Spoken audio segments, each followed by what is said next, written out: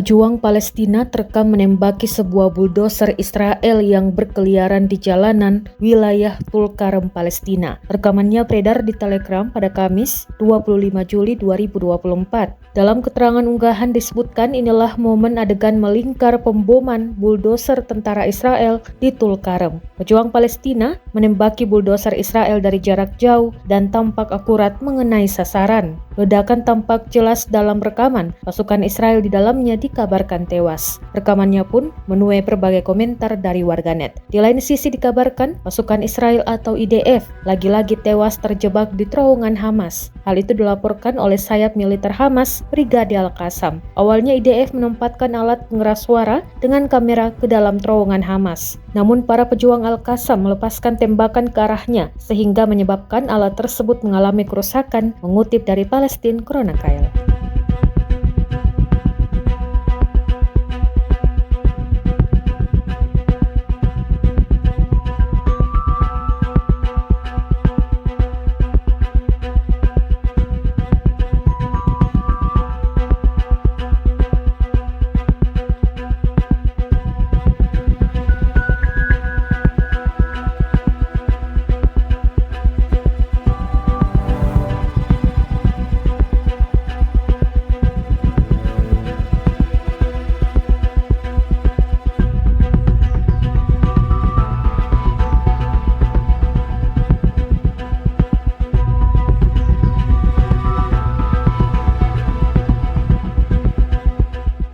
Download Tribun X sekarang, menghadirkan lokal menjadi Indonesia.